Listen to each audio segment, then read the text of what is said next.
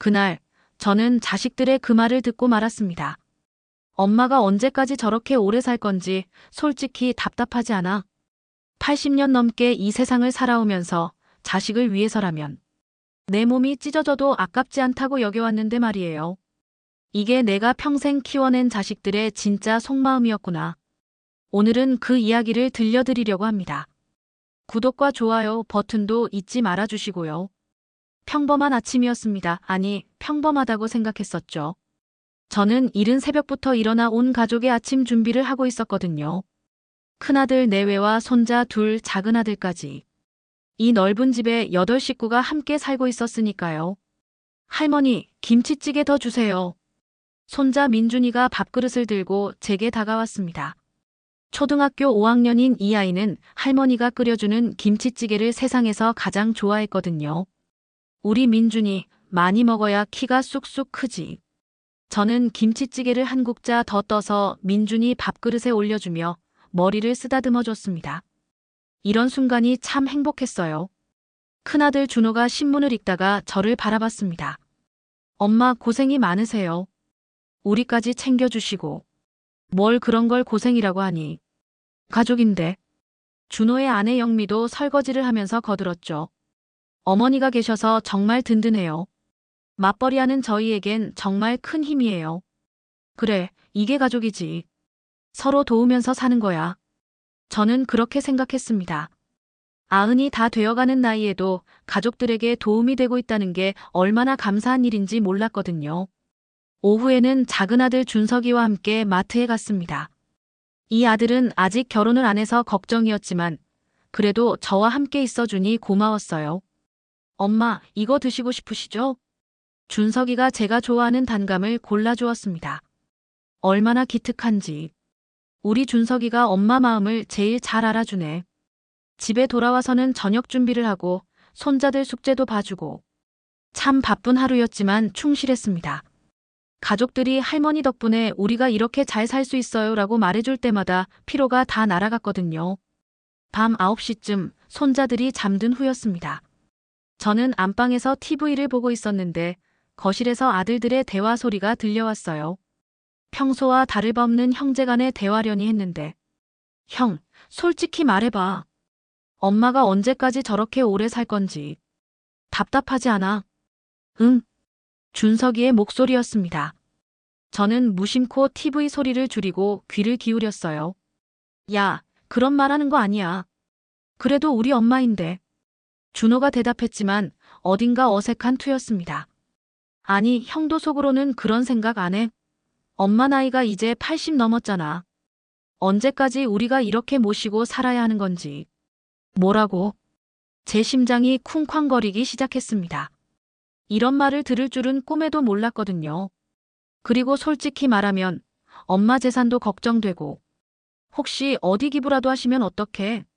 요즘 노인네들 그런 경우 많다던데. 기부라고? 엄마는 그런 분이 아니실 거야.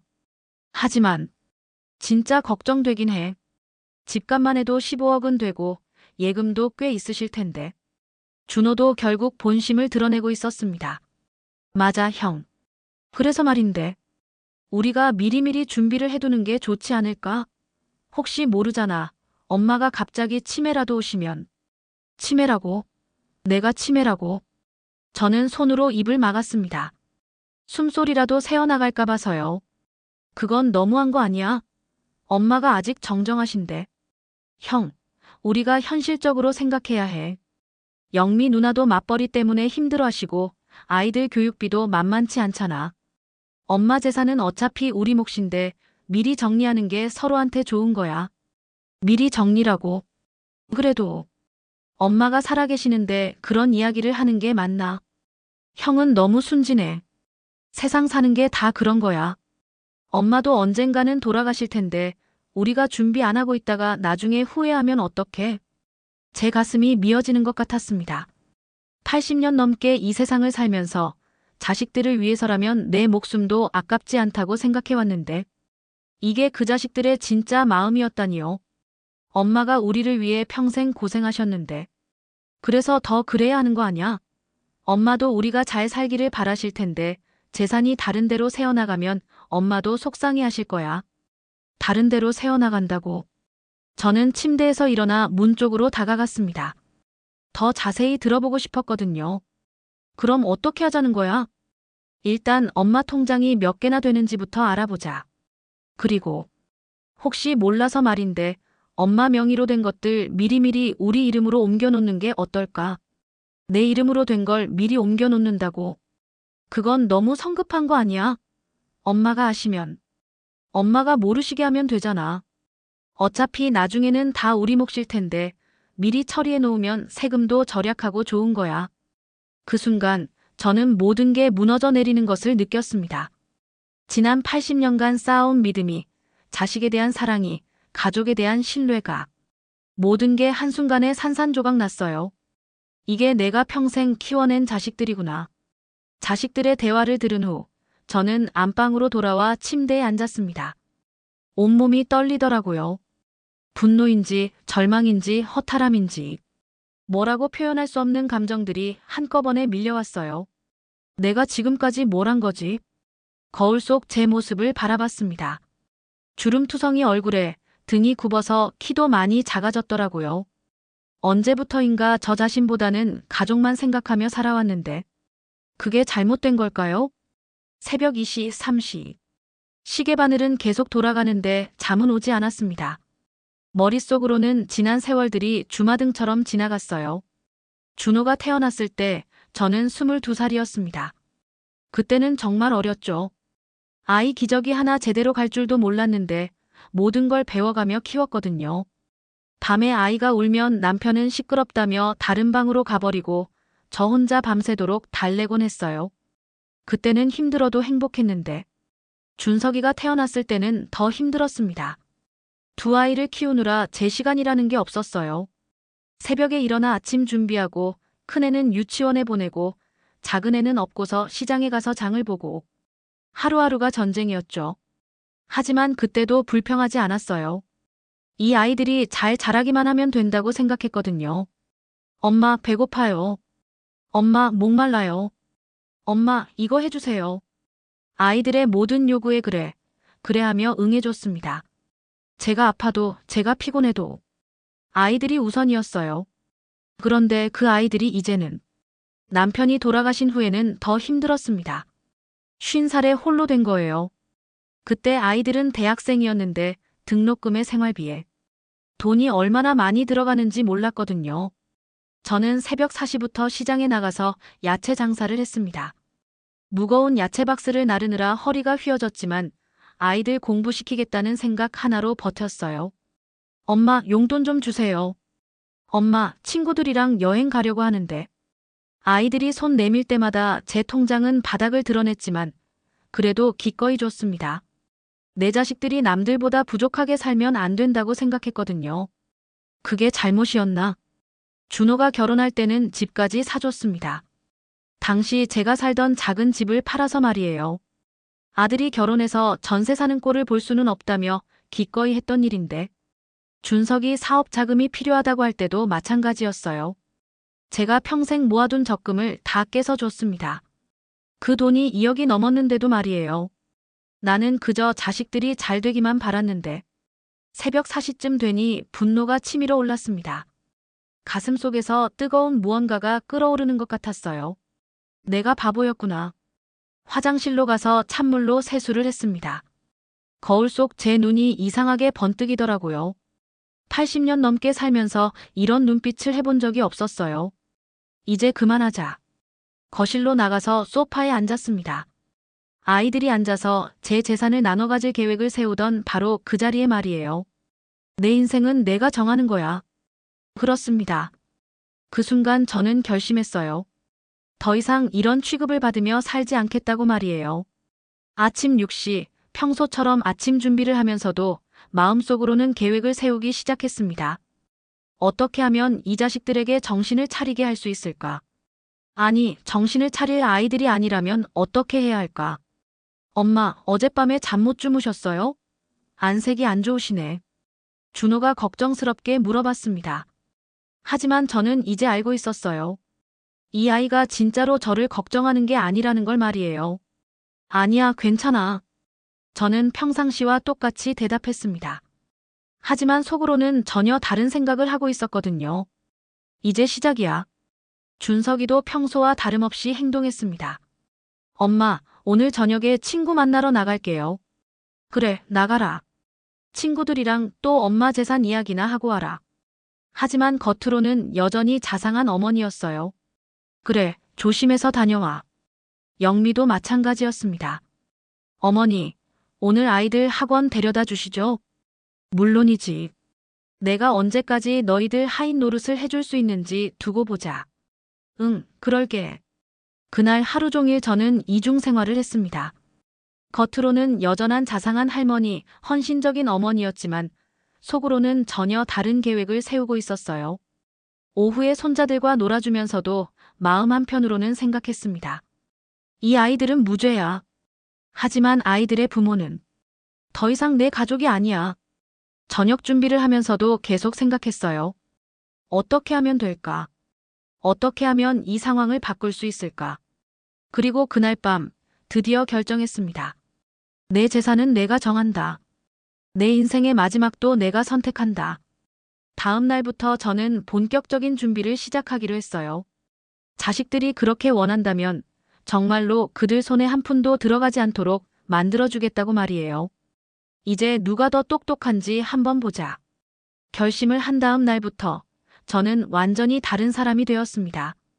아니, 정확히 말하면 진짜 제 모습을 찾아가기 시작했어요.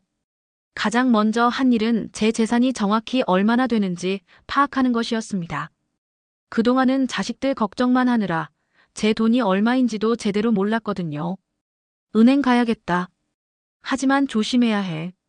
자식들이 눈치채면 안 돼. 아침에 평소처럼 가족들 아침 준비를 해주면서 자연스럽게 말했습니다. 오늘 오후에 은행 좀 다녀올게. 적금 만기된 게 있어서. 준호가 신문에서 고개를 들었어요. 엄마, 제가 같이 가드릴까요? 요즘 노인분들 대상으로 사기도 많다고 하던데. 사기라고? 내가 지금 나한테 하고 있는 게 사기 아니냐? 하지만 겉으로는 여전히 온화하게 대답했습니다. 괜찮아. 그냥 적금 만기 처리하고 오는 거니까. 은행에 도착해서 가장 먼저 한 일은 제 모든 계좌 내역을 정리해달라고 요청하는 것이었어요. 직원이 프린트해 준 걸 보고는 저도 깜짝 놀랐습니다. 예금만 8억 3천만 원, 적금이 2억 1천만 원, 그리고 집값까지 하면 정말 15억이 넘더라고요. 평생 아껴서 모은 돈이 이렇게 많았다니. 이 돈을 자식들이 눈독 들이고 있었구나. 혹시 계좌 이체나 통장 거래 내역을 다른 분이 조회할 수 있나요? 직원이 고개를 저었습니다. 아니요, 본인이 아니면 불가능합니다. 가족이라도 위임장 없이는 안 되고요. 다행이야. 그럼 당분간은 들키지 않겠네. 그날 오후에는 인터넷 카페에 갔습니다. 요즘 젊은 사람들처럼 컴퓨터를 잘 다루지는 못하지만 그래도 기본적인 검색은 할 수 있었거든요.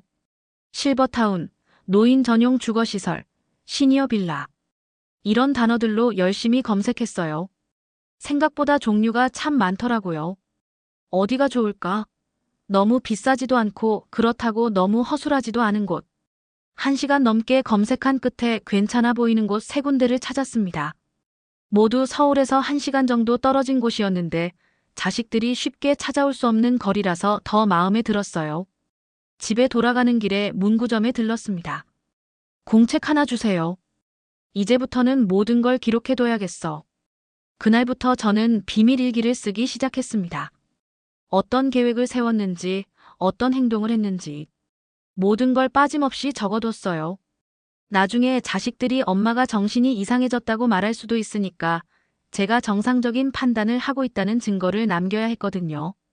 다음 날에는 더욱 본격적인 조사를 시작했습니다.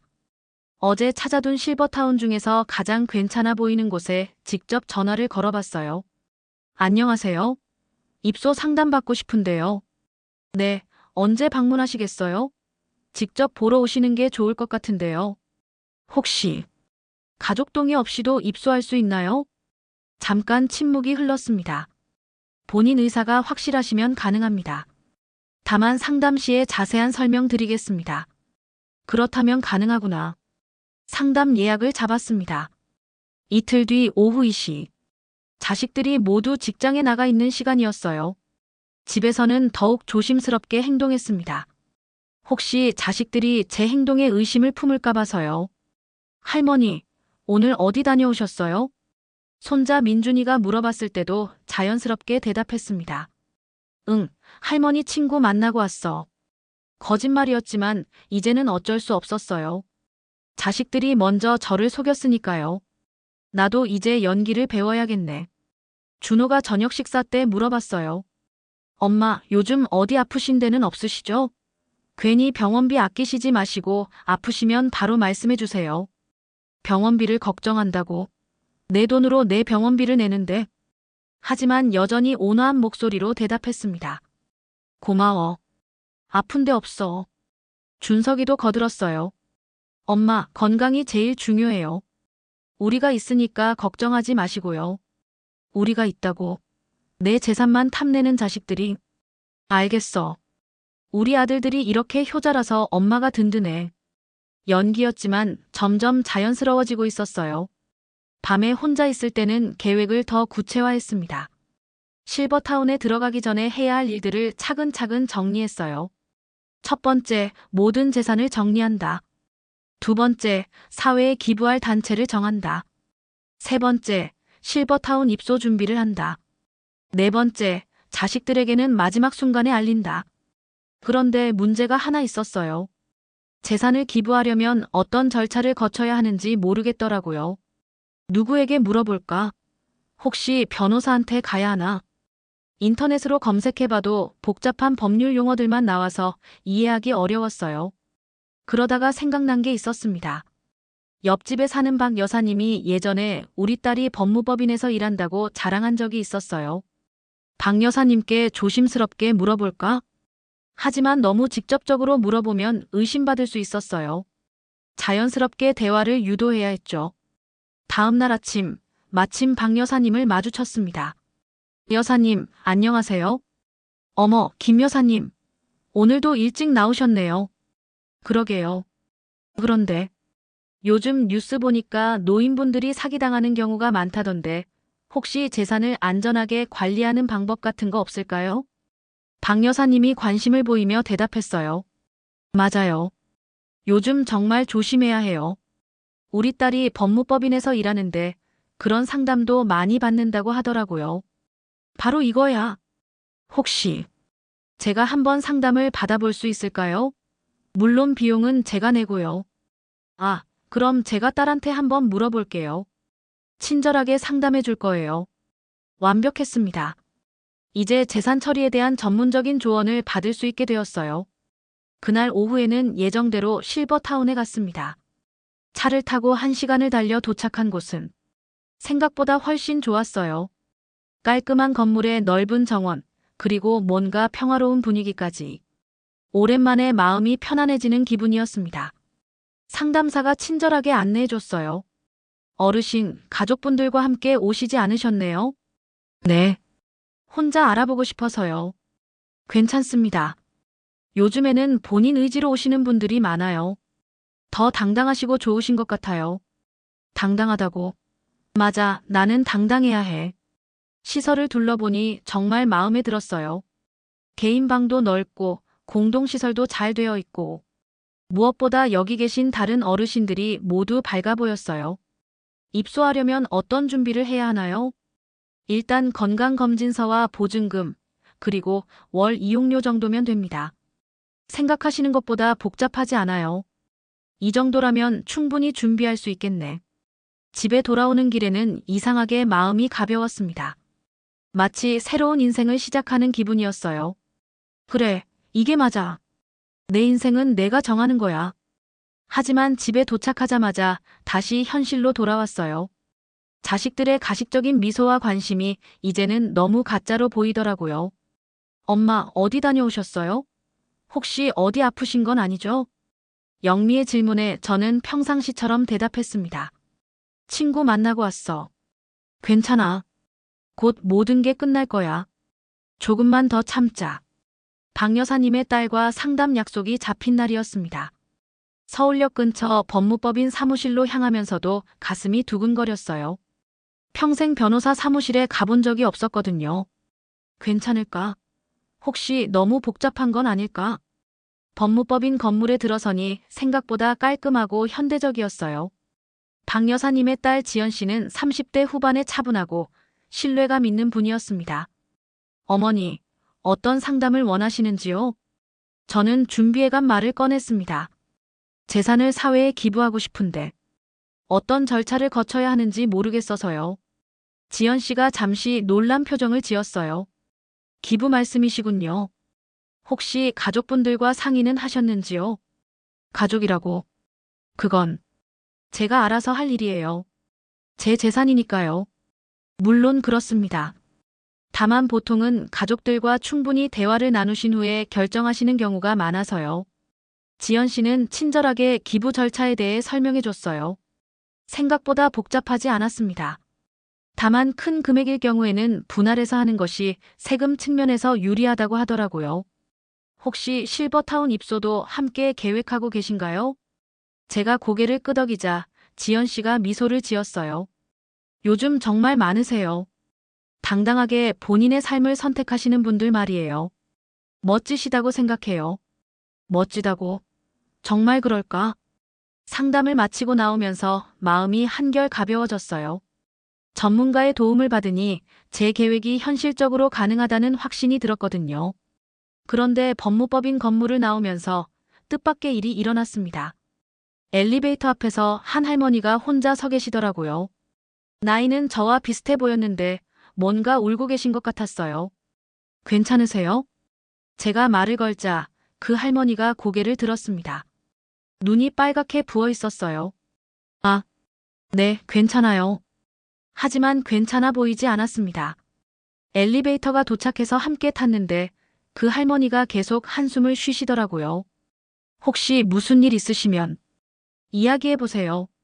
저도 나이가 있다 보니 웬만한 일은 다 겪어봤거든요. 그 말에 할머니가 갑자기 눈물을 터뜨렸어요. 저도 여기 상담 받으러 왔는데 자식들이 제 재산을 노리고 있어서요. 제 심장이 쿵했습니다. 이런 우연이 있을 수가요? 자세한 이야기 들어볼까요? 시간 있으시면 차라도 한 잔. 그렇게 해서 근처 카페에서 그 할머니, 정확히는 이순자 할머니와 긴 대화를 나누게 되었어요. 순자 할머니의 이야기는 제 이야기와 너무 비슷했습니다. 평생 자식들을 위해 살았는데 우연히 자식들이 본인의 재산과 죽음을 기다리고 있다는 걸 알게 되었다는. 그래서 저도 실버타운에 들어가려고 하는데 무서워요. 혼자서 이런 큰 결정을 하려니. 정말 똑같구나. 저는 순자 할머니에게 제 이야기를 털어놨어요. 물론 조심스럽게요. 아직 완전히 믿을 수는 없었으니까요. 저도 비슷한 상황이에요. 자식들한테서 실망스러운 이야기를 듣게 되어서. 정말요? 그럼 할머니도? 네, 저도 실버타운 알아보고 있어요. 순자 할머니의 눈이 반짝였어요. 혹시 같이 할 수 없을까요? 혼자서는 너무 무서운데. 같이? 솔직히 망설여졌어요. 지금까지 혼자서 조용히 계획을 세워왔는데 갑자기 다른 사람이 끼어드는 게 부담스럽기도 했고요. 하지만 순자 할머니의 간절한 눈빛을 보니 마음이 약해졌습니다. 그리고 생각해보니 혼자보다는 둘이 함께하는 게 더 안전할 수도 있겠더라고요. 어떤 실버타운을 생각하고 계세요? 아직 정하지는 못했는데. 할머니는요? 저는 제가 알아본 곳에 대해 간단히 설명해 드렸어요. 순자 할머니가 크게 관심을 보였습니다. 저도 한번 보러 갈 수 있을까요? 물론이죠. 그렇게 해서 순자 할머니와 함께 실버타운을 다시 방문하기로 약속했어요. 다음 주 화요일 오후 2시에 말이에요. 집에 돌아오는 길에 이상한 기분이 들었어요. 뭔가 든든하면서도 불안하고 복잡한 마음이었습니다. 이게 잘하는 일일까? 혹시 순자 할머니가 제 계획을 망치지는 않을까? 하지만 다른 한편으로는 안심이 되기도 했어요. 이런 상황을 겪는 게 저만이 아니라는 걸 알게 되었으니까요. 집에 도착하니 준호가 거실에서 TV를 보고 있었어요. 엄마, 어디 다녀오셨어요? 병원 다녀왔어. 거짓말이었지만 이제는 자연스러워졌어요. 혹시 어디 아프신 건 아니죠? 검사 결과는 어떻게 나왔어요? 검사 결과. 잠깐 당황했지만 금세 대답했습니다. 별거 아니야. 나이가 나이인지라 이것저것 체크해보라고 하더라고. 그래도 조심하세요. 요즘 엄마 같은 연세에 갑자기 쓰러지시는 분들 많다던데. 갑자기 쓰러지기를 바라는 거 아니야? 하지만 겉으로는 고마운 듯 대답했어요. 고마워. 엄마가 건강해야 너희들도 걱정 안 하지. 그날 저녁 혼자 있으면서 순자 할머니와의 만남을 되돌아봤어요. 정말 우연이었을까요? 아니면 운명이었을까요? 어쨌든 이제 혼자가 아니야. 그 생각에 마음이 조금 편해졌어요. 하지만 동시에 조심해야 한다는 생각도 들었습니다. 순자 할머니를 완전히 믿기에는 아직 이르니까요. 며칠 후 약속된 날이 되었습니다. 순자 할머니와 함께 실버타운을 방문하기로 한 날이었어요. 약속 장소에서 순자 할머니를 만나니 지난번보다 훨씬 밝아 보였어요. 할머니 덕분에 용기가 생겼어요. 정말 고마워요. 저도 혼자가 아니어서 든든해요. 함께 실버타운에 도착해서 둘러보니 느낌이 또 달랐어요. 혼자 갔을 때보다 더 현실적으로 느껴지더라고요. 상담사도 두 분이 함께 오신 걸 신기해했어요. 친구분끼리 함께 입소를 희망하시는 경우는 흔하지 않은데 좋으시겠어요? 서로 의지가 되실 테니까요. 순자 할머니와 저는 서로를 바라보며 미소를 지었어요. 뭔가 통하는 게 있었거든요. 시설을 둘러보면서 순자 할머니가 조용히 물어봤어요. 할머니도 재산 정리하실 거예요? 네, 그럴 생각이에요. 할머니는요? 저도요. 자식들 손에 들어가는 건 한 푼도 없게 하려고요. 역시 같은 마음이구나. 그런데 그때 상담사가 뜻밖의 말을 했어요. 혹시 입소 전에 가족분들께 알리실 건가요? 보통은 미리 말씀드리시는 경우가 많은데. 순자 할머니와 저는 서로를 바라봤어요. 둘 다 같은 생각을 하고 있었거든요. 들키면 안 돼. 저희는 나중에 알릴 예정이에요. 상담사가 조금 의아한 표정을 지었지만 더 이상 묻지는 않았어요. 집에 돌아오는 길에 순자 할머니가 말했어요. 할머니, 우리 정말 잘할 수 있을까요? 가족들한테 들키지 않고. 해야죠. 이제 와서 물러설 수는 없어요. 맞아. 이제 물러설 곳이 없어. 하지만 마음 한편으로는 불안감이 커져가고 있었어요. 계획이 복잡해질수록 실수할 가능성도 높아지니까요. 그리고 며칠 후 정말로 예상치 못한 일이 벌어졌습니다. 제가 가장 두려워했던 일이 일어날 뻔했어요. 그 일은 순자 할머니와 함께 실버타운을 다녀온 지 사흘 후에 벌어졌습니다. 평소처럼 은행에 가서 적금 해지 절차를 밟고 있었는데 담당 직원이 깜빡하고 실수를 저질렀어요. 어머니, 이번 달에 벌써 세 번째 오셨네요. 혹시 무슨 급한 일이라도. 그 순간 제 뒤에서 익숙한 목소리가 들렸습니다. 엄마, 이럴 수가. 뒤를 돌아보니 준석이가 서 있었어요. 마침 근처에서 볼일을 보다가 저를 본 거였습니다. 어머, 준석아, 여기서 뭐해? 저야 일 때문에 왔는데. 엄마는 왜 여기 계세요? 그리고 직원이 이번 달에 세 번째라고. 들켰다. 순간 머릿속이 하얘졌어요. 하지만 침착함을 유지해야 했습니다. 아, 그게. 적금이 여러 개 만기가 되어서 정리하고 있어. 한꺼번에 하시면 되잖아요. 왜 여러 번에 나눠서? 준석이의 눈빛이 의심스러워지고 있었어요. 나이가 드니까 한 번에 많은 걸 처리하기 어려워서. 조금씩 하는 거야. 다행히 준석이가 더 이상 추궁하지는 않았지만 집에 가는 내내 불안했어요. 혹시 의심하고 있는 건 아닐까? 그 불안감이 현실이 되는 데는 그리 오래 걸리지 않았습니다. 저녁 식사 때 준호가 조심스럽게 물어봤어요. 엄마, 요즘 은행에 자주 가신다면서요? 준석이가 형한테 말했구나. 적금 정리하느라 그래. 별일 아니야. 혹시 누가 엄마를 속이거나 그런 건 아니죠? 요즘 보이스피싱이나 사기가 워낙 많아서. 사기라고? 내들이 지금 나한테 하고 있는 게 사기 아니야? 아니야. 그냥 정리하는 거야. 하지만 자식들의 의심은 더욱 깊어져만 갔어요.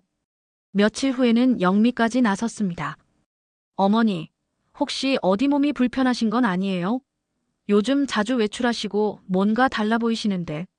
달라 보인다고. 나이가 드니까 친구들도 만나고 이것저것 정리할 것도 많고 그래. 그래도 큰일은 저희랑 상의하시면서 하세요. 혼자서 결정하시다가 실수라도 하시면. 실수? 그날 밤, 저는 순자 할머니에게 전화를 걸었어요. 할머니, 저 들킬 뻔했어요. 저도요. 어제 아들이 갑자기 제 방을 들여다보더라고요. 뭔가 의심하는 것 같아서 깜짝 놀랐어요. 순자 할머니도 마찬가지구나. 우리 계획을 빨리 실행해야 할 것 같아요. 더 늦으면 정말 들킬지도 몰라요. 맞아요. 그런데 할머니, 혹시 더 충격적인 사실을 알게 되셨어요? 더 충격적인 사실이요? 제 아들이 벌써 부동산 중개업소에 문의했대요. 제가 살던 집 시세를 알아보려고. 뭐라고? 제가 너무 놀라서 소리를 지를 뻔했어요. 어떻게 그런 걸 아셨어요? 이웃 아주머니가 알려주셨어요. 우리 집에 부동산 중개업소 사람이 와서 둘러보고 갔다면서. 그럼 우리 집도? 갑자기 불안해졌어요. 혹시 우리 자식들도 벌써 그런 짓을 하고 있는 건 아닐까요? 다음 날, 저는 조심스럽게 확인해 봤어요. 동네 부동산 중개업소에 가서 자연스럽게 물어봤습니다. 혹시 저희 집 시세 문의하신 분 있어요? 부동산 중개인이 잠깐 망설이더니 대답했어요. 아, 네. 며칠 전에 아드님이 오셨더라고요. 시세만 알아보신다고 하시면서. 역시 제 가슴이 미어지는 것 같았어요. 정말로 자식들이 제가 살아있는데도 미리미리 준비를 하고 있었다니. 혹시 뭐라고 하시던가요? 그냥 시세만 물어보시고 가셨어요. 아마 나중에 상속받으실 때를 대비해서 미리 알아보시는 것 같던데. 상속이라고. 내가 아직 살아있는데. 집에 돌아오는 길에 분노가 치밀어 올랐어요. 그동안은 그냥 자식들이 입으로만 그런 말을 한다고 생각했는데 실제로 행동까지 하고 있었다니. 이제 정말로 확실해졌네. 그날 저녁 자식들을 바라보는 제 시선이 완전히 달라졌어요. 이제는 가식적인 미소조차 짓기 어려웠습니다. 엄마, 괜찮으세요? 안색이 안 좋아 보이시는데. 준호의 말에 저는 간신히 대답했어요. 괜찮아.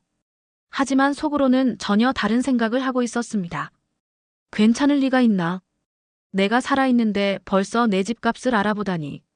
그날 밤, 저는 또 다른 충격적인 장면을 목격했어요. 화장실에 가려고 거실을 지나는데 준호와 영미가 작은 소리로 대화를 나누고 있었거든요. 여보, 엄마 요즘 정말 이상하지 않아? 자꾸 밖에 나가시고. 그러게. 혹시 치매 초기 증상은 아닐까? 들었는데 치매 걸리면 이상한 행동을 한다던데. 치매라고? 그럼 어떻게 하지? 혹시 엄마가 재산을 엉뚱한 곳에 써버리거나 사기라도 당하면. 그러게. 미리 대비를 해야 할 것 같은데. 병원에 모시고 가서 검사라도 받아보자. 병원에 모시고 가서 치매 판정을 받게 하겠다고. 만약에 정말 치매라면 성년후견인 신청을 해야 하나? 그렇게 되면 엄마 재산 관리를 우리가 할 수 있게 되지. 성년후견인이라고. 제가 잘은 모르지만 그게 제 재산을 자식들이 마음대로 할 수 있게 만드는 제도라는 건 알겠더라고요. 하지만 엄마가 치매가 아니라면. 그래도 나이가 나이니까. 언젠가는 그렇게 될 거 아냐. 미리 준비해 두는 게 좋을 것 같은데. 미리 준비라고. 내가 정정한데도 더 이상 듣고 있을 수가 없었어요. 조용히 제 방으로 돌아와서 침대에 앉았는데 온몸이 떨렸습니다. 이제 정말 시간이 없구나. 자식들이 저를 치매 환자로 몰아가려고 하고 있었어요. 그렇게 되면 제 모든 계획이 물거품이 될 수 있었습니다. 다음 날 아침, 저는 순자 할머니에게 긴급히 전화를 걸었어요. 할머니, 큰일이에요. 우리 계획을 당장 실행해야 할 것 같아요. 무슨 일이에요? 저는 어제 밤에 들은 이야기를 모두 털어놨어요. 순자 할머니도 깜짝 놀라더라고요. 저희 집도 비슷해요. 어제 둘째가 엄마 건강검진 받아보시라고 하더라고요. 뭔가 수상한 구석이 있다면서. 역시 다 똑같구나. 이번 주 안에 모든 걸 끝내야겠어요. 네, 저도 그럴게요. 더 늦으면 정말 위험할 것 같아요. 전화를 끊고 나서 저는 마지막 결심을 했습니다. 이제 정말로 마지막 싸움이야. 자식들이 저를 치매 환자로 만들어서 재산을 가로채려 하기 전에 제가 먼저 모든 걸 정리해야 했어요. 내가 누구보다 똑똑하다는 걸 보여줄 시간이 왔네. 하지만 시간이 촉박했어요. 자식들의 의심이 더 깊어지기 전에 모든 계획을 완료해야 했습니다. 그 일은 제가 예상했던 것보다 훨씬 빨리 벌어졌습니다. 월요일 아침, 평소와 다름없이 아침 준비를 하고 있는데 준호가 회사에 가지 않고 거실에 앉아 있더라고요. 준석이도 마찬가지였어요. 뭔가 이상하네. 엄마, 잠깐 앉으세요. 할 말이 있어요. 준호의 표정이 심각했습니다. 영미도 옆에 서서 저를 바라보고 있었어요. 무슨 일이야? 엄마, 솔직히 말씀드릴게요. 요즘 엄마 행동이 너무 이상해요. 이상하다고? 뭐가 이상하다는 거니? 준석이가 앞으로 나섰어요. 엄마, 은행에 이번 달에만 5번이나 가셨잖아요. 그리고 자꾸 혼자 어디 나가시고. 우리가 물어봐도 대답을 제대로 안 하시고. 5번이나 가셨다고. 어떻게 알았지? 적금 정리한다고 했잖아. 엄마, 적금 하나 정리하는데 5번씩 갈 이유가 있나요? 영미도 거들었어요. 어머니, 혹시 누가 어머니를 속이고 있는 건 아니에요? 요즘 노인분들 대상으로 한 사기가 정말 많다던데. 사기라고 또? 아니야. 그런 거 아니야. 하지만 자식들은 제 말을 믿으려 하지 않았어요. 그럼 증명해보세요. 준호가 차갑게 말했습니다. 증명이라니. 은행 거래 내역서를 보여주세요. 정말로 적금만 정리하신 거라면 보여주실 수 있잖아요. 거래 내역서를 보여달라고. 순간 머릿속이 하얘졌어요. 만약 거래 내역서를 보여준다면 제가 큰 금액을 옮긴 것들이 다 드러날 테니까요. 왜 내가 내 돈 쓰는 걸 너희한테 증명해야 하니? 엄마가 사기당하고 계시는지 확인해야 하니까요. 준석이의 목소리에 짜증이 묻어 있었어요. 그리고 솔직히 말씀드리면 엄마 행동이 예전과 너무 달라요. 혹시 치매 초기 증상은 아닌지.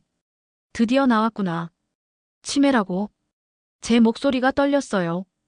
분노로 말이에요. 그런 뜻이 아니에요. 그냥 검사 한번 받아보시면 어떨까 해서. 영미가 달래듯 말했지만 제가 바보가 아닌 이상 이들의 속셈을 모를 리 없었어요. 내가 치매라고 생각하는 거야? 엄마, 그런 게 아니라. 그럼 뭐야? 내가 정신이 나가서 돈을 함부로 쓰고 있다고 생각하는 거지. 자식들이 서로를 바라보며 당황해했어요. 하지만 준호가 결국 본심을 드러냈습니다. 엄마, 우리는 엄마를 걱정하는 거예요. 만약에 엄마가 실수로 재산을 날리거나 사기꾼들한테 당하면 어떡해요? 재산을 날린다고. 내 재산을 내가 어떻게 쓰든 그게 너희 상관이야. 상관이죠. 나중에는 어차피 우리가. 준석이가 말을 하다가 멈췄어요. 하지만 이미 늦었죠. 나중에는 어차피 우리가 상속받을 거라고. 계속해. 나중에는 어차피 너희가 뭐. 그게. 그런 뜻이 아니에요. 아니야. 정확히 그런 뜻이지. 내가 죽으면 어차피 너희 재산이 될 텐데 미리 관리해주겠다는 거 아니야? 순간 거실이 조용해졌어요. 자식들이 할 말을 잃었거든요. 그런데 영미가 갑자기 눈물을 흘리기 시작했어요. 어머니, 정말 그렇게 생각하세요? 저희가 어머니 재산만 노리고 있다고 생각하시는 거예요? 연기하네. 그럼 뭐야? 내가 멀쩡한데 치매 검사를 받으라고 하고 내 돈 쓰는 걸 감시하려고 하는 게 나를 걱정해서, 정말 걱정해서 그런 거예요. 영미의 목소리가 커졌어요. 어머니가 혹시 모르잖아요. 요즘 얼마나 사기가 많은데. 그리고 나이가 드시면서 판단력이 흐려질 수도 있고. 판단력이 흐려진다고. 내 판단력이 흐려졌다고. 그런 뜻이 아니에요. 하지만 객관적으로 봤을 때 어머니 행동이. 준호가 끼어들었어요. 엄마, 우리 다 어른이니까 솔직하게 이야기해요. 엄마도 언젠가는 돌아가실 텐데 그때를 대비해서 미리미리 정리하는 게 서로한테 좋지 않을까요? 드디어 본심을 드러내는구나. 언젠가는 돌아간다고. 그게 자연스러운 일이잖아요. 우리 모두 언젠가는. 그래. 나도 언젠가는 죽겠지. 하지만 아직 안 죽었어. 제 목소리가 차가워졌어요. 그리고 내가 살아있는 동안 내 재산을 어떻게 쓸지는 내가 정하는 거야. 준석이가 급해졌어요. 엄마, 그럼 정말로 사기당하고 계시는 거예요? 아니면 어디에 돈을 쓰고 계시는 거예요? 그게 너희들이 알 일이야? 알 일이죠. 저희가 엄마 자식인데. 자식이라고. 자식이면 다야. 자식이면 부모 재산에 눈독 들여도 돼. 눈독 들인다는 게 아니라. 그럼 뭐야? 내가 치매 걸렸다고 병원에 끌고 가서 성년후견인 신청해서 내 재산 관리하겠다는 거 아니야. 자식들의 얼굴이 하얗게 변했어요. 역시 그런 계획이 있었구나. 어떻게 그런 걸? 준호가 중얼거렸어요. 어떻게 알았냐고. 너희들이 밤에 몰래 얘기하는 거 다 들었어. 이제 다 털어놓자. 집값 알아보려고 부동산에 간 것도 알고 있어. 내가 언제 죽을지 답답해한다고 말한 것도 다 알고 있고. 자식들이 서로를 바라보며 당황했어요. 엄마, 그건 뭐야? 사실이 아니야. 아무도 대답하지 못했어요. 그런데 그때 영미가 갑자기 화를 냈어요. 그럼 어쩌자는 거예요? 어머니가 우리를 이기적이라고 하시는데 저희도 살아야 하잖아요. 드디어 본색을 드러내는구나. 아이들 교육비는 어떻게 하고 집값은 계속 오르는데 저희는 언제까지 이렇게 살아야 해요? 그게 내 책임이야? 책임까지는 아니어도. 어머니도 손자들 생각해 주세요. 손자들 생각이라고. 손자들 생각은 내가 안 해. 그럼 지금까지 누가 아이들 밥 해주고 학원 데려다주고 숙제 봐줬는데? 그건 감사하게 생각해요. 하지만 그것만으로는 부족해요. 부족하다고. 뭐가 더 필요한데? 솔직히 말해서. 어머니 재산이요. 영미가 떨리는 목소리로 말했어요. 저희는 맞벌이를 해도 겨우 살아가는데 어머니는 혼자서 이렇게 큰 집에 살면서 그 많은 재산을 혼자 가지고 계시잖아요. 결국 재산 이야기로 귀결되는구나. 그러니까 내가 빨리 죽어서 너희한테 물려주면 좋겠다는 거네. 그런 말씀하지 마세요. 준호가 소리쳤어요. 우리는 단지 현실적으로 생각하자는 거예요. 현실적으로. 네. 어머니 혼자서 이렇게 큰 재산을 관리하시는 것보다는 저희가 도와드리는 게 낫지 않을까요? 도와준다고. 도와준다는 게 내 명의를 너희 이름으로 바꾸자는 거야? 또다시 침묵이 흘렀어요. 준석이가 입을 열었어요. 엄마, 세금도 절약할 수 있고 나중에 상속세도 줄일 수 있어요. 내가 살아있는데 벌써 상속세 걱정을 하고 있네. 미리 준비하는 거죠. 미리 준비. 그 순간 저는 완전히 마음의 문을 닫았어요. 더 이상 이 자식들과 대화할 필요를 느끼지 못했거든요. 알겠어. 정말요? 그럼 저희 말씀을 들어주실 거예요? 영미가 기대에 찬 목소리로 물었어요. 응. 너희들이 원하는 대로 해줄게. 자식들이 서로 안도의 표정을 지었어요. 하지만 제가 생각한 너희들이 원하는 대로는 전혀 다른 뜻이었습니다. 너희들이 한 푼도 못 가져가게 해주마. 그날 밤 저는 순자 할머니에게 전화를 걸었어요. 할머니, 이제 정말 끝이에요. 내일부터 본격적으로 실행해야겠어요. 무슨 일이 있었어요? 저는 그날 있었던 일을 모두 이야기해 드렸어요. 순자 할머니도 비슷한 일을 겪고 계시더라고요. 우리가 마지막에 웃어봐요. 네, 꼭 그렇게 해야겠어요. 이제 정말 마지막 전쟁이야. 그날은 수요일이었습니다. 제가 평생 잊을 수 없는 수요일 말이에요. 아침부터 마지막 준비를 끝냈어요. 모든 서류와 통장 정리, 기부 처리까지 완료했습니다. 순자 할머니도 같은 시간에 똑같이 하기로 약속했고요. 이제 정말 끝이야. 저녁 7시, 저는 온 가족을 거실에 불러 모았습니다. 모두 앉아. 할 이야기가 있어. 자식들이 모두 모였어요. 준호, 영미, 준석이, 그리고 손자들까지. 아이들에게는 방에서 놀고 있으라고 했지만 큰 소리가 날 것 같아 미리 이웃집에 맡겼어요. 엄마, 무슨 일이에요? 표정이. 준호가 걱정스럽게 물어봤지만 저는 이미 모든 감정을 정리한 상태였어요. 너희들이 그렇게 궁금해하는 내 재산 이야기를 해주려고 해. 자식들의 눈빛이 반짝였어요. 드디어 제가 굴복한다고 생각했나 봐요. 엄마, 그럼 조용히 해. 내 말이 끝날 때까지. 저는 소파 맞은편에 앉아서 자식들을 바라봤어요. 한때는 세상에서 가장 사랑스러웠던 이 사람들을 말이에요. 먼저 너희들에게 들려주고 싶은 이야기가 있어. 이제 시작이야. 지난달 27일 밤, 너희들이 거실에서 나눈 대화 기억나? 자식들의 얼굴이 하얗게 변했어요. 준서가, 내가 한 말부터 들려줄게. 형, 솔직히 말해봐. 엄마가 언제까지 저렇게 오래 살 건지. 답답하지 않아? 이렇게 말했지. 준석이가 입을 벌렸다 닫았다 했어요. 그리고 준호야, 너도 대답했어. 그리고 솔직히 말하면 엄마 재산도 걱정되고 혹시 어디 기부라도 하시면 어떡해? 준호의 얼굴에서 핏기가 사라졌어요. 계속할까? 엄마 재산은 어차피 우리 몫인데 미리 정리하는 게 서로한테 좋은 거야. 이제 모든 걸 다 말해버리자. 그리고 며칠 전에는 더 가관이었지. 엄마 명의로 된 것들 미리미리 우리 이름으로 옮겨놓는 게 어떨까? 영미가 떨리는 목소리로 말했어요. 어머니, 그건 뭐야? 사실이 아니야. 아무도 대답하지 못했어요. 그래, 맞아. 너희들이 한 말들이야. 내가 평생 키워서 대학까지 보내고 결혼 비용에 집까지 사준 자식들이 한 말이고. 제 목소리가 점점 커지고 있었어요. 80평생 너희들만 위해서 살았는데 너희들 눈에는 내가 언제까지 오래 살 것인지 답답한 존재였구나. 엄마, 그런 뜻이 아니었어요. 준호가 변명했지만 저는 들을 생각이 없었어요. 그런 뜻이 아니라고. 그럼 어떤 뜻이야? 내가 빨리 죽어서 재산 물려주면 좋겠다는 게 아니었어. 정말 그런 뜻이 아니에요. 영미가 울기 시작했어요. 하지만 이번에는 제가 속지 않았습니다. 울지 마. 이미 다 늦었어. 저는 가방에서 서류들을 꺼냈어요.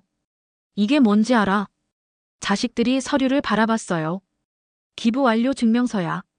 드디어 말할 때가 왔구나. 내 모든 재산을 사회복지법인과 고아원에 기부했어. 집도 예금도 적금도. 한 푼 빼놓지 않고 다. 순간 거실이 조용해졌어요. 바늘 떨어지는 소리도 들릴 정도로 말이에요. 뭐라고요? 준석이가 벌어진 입을 다물지 못했어요. 15억 3천만 원. 내가 평생 모은 돈을 모두 기부했다고 했어. 그럴 리가 없어요. 엄마가 그런 분이 아니잖아요. 영미가 소리쳤어요. 내가 어떤 사람인지는 너희들이 정하는 게 아니야. 저는 또 다른 서류를 꺼냈어요. 그리고 이건 실버타운 입소 계약서야. 다음 주 월요일에 들어간다. 실버타운이요? 준호가 어이없다는 표정을 지었어요. 왜요? 너희들이 원하는 거 아니야? 내가 치매 걸려서 너희들 짐이 되지 말고 조용히 어딘가에서 죽으면 좋겠다고 생각했잖아. 그런 생각 한 적 없어요. 없다고. 그럼 성년후견인 신청 준비한 건 뭐야? 내가 치매라고 우기려고 병원까지 알아본 것도 모르는 줄 알아. 자식들이 서로를 바라봤어요. 이제 숨길 수가 없었거든요. 그리고 부동산 중개업소에 집값 알아보러 간 것도 다 알고 있어. 준호가 주저앉았어요. 엄마, 너희가 뭐, 잘못했다고, 죄송하다고. 이제 끝내자. 이미 늦었어. 내 결정은 끝났고 번복할 생각도 없어. 준석이가 갑자기 화를 냈어요. 엄마, 이게 뭐예요? 우리가 평생 모셨는데 재산을 우리가 아닌 다른 데 주신다고요? 평생 모셨다고. 언제? 지금까지 같이 살면서. 같이 살면서? 너희들 뒷바라지하면서 살았지. 너희들이 날 모신 게 아니야. 이제 정말로 모든 걸 말해버리자. 누가 매일 새벽 5시에 일어나서 너희들 아침 해줬는데? 누가 아이들 학원 데려다주고 숙제 봐줬는데? 그건 뭐야? 당연한 거야? 할머니니까 당연히 해야 하는 거야? 영미가 흐느껴 울기 시작했어요. 어머니, 정말 죄송해요. 저희가 잘못 생각했어요. 다시 한 번만 기회를. 기회? 무슨 기회? 재산을 다시 되돌릴 수는 없나요? 역시 끝까지 재산 이야기구나. 안 돼. 이미 법적으로 완료된 일이야. 준호가 벌떡 일어났어요. 엄마, 이건 너무해요. 우리가 잘못한 게 있다면 사과할게요. 그러니까 재산을. 재산, 재산, 재산. 너희 입에서 나오는 말이 재산뿐이구나. 제 목소리가 거실 전체에 울렸어요. 내가 죽어야만 행복할 너희들이니까 죽은 셈 치고 살겠어. 실버타운에서 말이야. 엄마, 이제 내 말은 끝났어. 다음 주 월요일에 이사 갈 거니까 그때까지만 여기 있을게. 자식들이 모두 멘붕 상태였어요. 준석이가 마지막으로 소리쳤어요. 엄마, 이런 식으로 하시면 안 돼요. 우리도 살아야 한다고요. 살아야 한다고. 그럼 너희들이 벌어서 살아. 내 재산 없이도 지금까지 잘 살아왔잖아. 하지만 아이들 교육비며 집값이며. 그건 너희들이 알아서 해. 난 이제 너희들과 상관없는 사람이야. 그 순간 영미가 바닥에 주저앉으며 울부짖었어요. 어머니, 우리가 정말 잘못했어요. 다시 한 번만 생각해 주세요. 이미 늦었어. 저는 자리에서 일어났어요. 앞으로 일주일 동안 서로 불편하지 않게 지내자. 어차피 다음 주면 끝날 일이니까. 드디어 해방이구나. 제 방으로 들어가면서 마지막으로 들은 소리는 영미의 울음소리와 아들들의 한숨소리였어요. 하지만 저는 후회하지 않았습니다. 이게 제가 선택한 마지막이었으니까요. 그날 밤 순자 할머니에게서 전화가 왔어요. 할머니, 저도 다 끝냈어요. 우리 해냈네요. 네, 정말 시원해요. 이제 정말 새로운 시작이야. 실버타운에 온 지 벌써 6개월이 지났습니다. 창밖으로 보이는 가을 단풍이 참 아름답더라고요. 예전에는 이런 풍경을 볼 여유조차 없었는데 말이에요. 늘 자식들 챙기느라 손자들 뒷바라지하느라 바빴거든요. 이제야 진짜 내 시간을 갖게 되었구나. 아침 7시. 저는 여전히 일찍 일어나지만 이제는 저를 위해서 일어나요. 누구를 위한 아침 준비도 아닌 오롯이 제 자신을 위한 시간이었습니다. 실버타운 식당에서 순자 할머니와 함께 아침을 먹으면서 하루를 시작해요. 오늘 날씨 참 좋네요. 그러게요. 오후에 산책이나 갈까요? 이런 평범한 대화가 얼마나 소중한지 몰랐어요. 예전에는 아침마다 이거 해주세요. 저거 준비해주세요 하는 요구사항들만 들었는데 말이에요. 식사를 마치고 나면 다른 할머니, 할아버지들과 함께 가벼운 운동을 해요. 요가도 하고 걷기 운동도 하고. 제 몸을 제가 챙기는 게 이렇게 기분 좋은 일인 줄 몰랐어요. 평생 남을 위해서만 살았는데 이제야 나를 위해 사는구나. 오전에는 독서 시간이에요. 그동안 읽고 싶었지만 시간이 없어서 못 읽었던 책들을 마음껏 읽어요. 소설도 읽고 수필도 읽고. 책 읽는 재미를 이제야 알겠더라고요. 점심시간에는 또 다른 즐거움이 있어요. 여기 계신 다른 분들과 함께 대화를 나누는 건데 모두들 비슷한 경험을 하신 분들이라 서로 이해가 잘 돼요. 김할아버지는 아들이 사업 자금으로 집까지 담보로 잡혔다가 날린 경우고 박 할머니는 며느리가 계속 용돈을 달라고 해서 정이 떨어진 경우였어요. 그래도 우리가 현명한 선택을 한 것 같아요. 박 할머니가 말씀하시면서 웃으셨어요. 맞아요. 이렇게 편안할 줄 몰랐어요. 정말 편안해. 오후에는 취미 활동 시간이에요. 저는 그림 그리기를 시작했어요. 평생 해보고 싶었지만 할 시간이 없었던 거였는데 이제야 붓을 잡게 되었네요. 처음에는 서툴렀지만 점점 늘어가는 실력을 보면서 뿌듯함을 느꼈어요. 나도 이런 재능이 있었구나. 순자 할머니는 피아노를 배우고 계세요. 어릴 때 배우고 싶었지만 집안 형편 때문에 못 배웠던 거였다고 하더라고요. 할머니, 피아노 소리 듣고 있으면 마음이 편해져요. 정말요? 그럼 더 열심히 연습해야겠네요. 우리는 서로를 응원하며 새로운 것들을 배워나가고 있어요. 저녁 시간에는 산책을 해요. 실버타운 주변에 산책로가 잘 되어 있거든요. 계절마다 다른 꽃들이 피고 새들이 지저귀는 소리를 들으면서 걷다 보면 마음이 참 평화로워져요. 이런 게 진짜 행복이구나. 밤에는 일기를 써요. 하루 있었던 일들을 정리하면서 제 감정을 되돌아보는 시간이에요. 예전에는 늘 남들 일로 바빴는데 이제는 제 마음을 들여다볼 여유가 생겼어요. 그런데 가끔은 예전 생각이 나기도 해요. 자식들은 어떻게 지내고 있을까? 손자들은 잘 지내고 있을까? 하지만 그럴 때마다 저는 제 자신을 다독여요. 그건 이제 내 책임이 아니야. 실제로 준호에게서 몇 번 연락이 왔어요. 처음에는 화가 난 목소리였다가 나중에는 사과하는 목소리로 변했더라고요.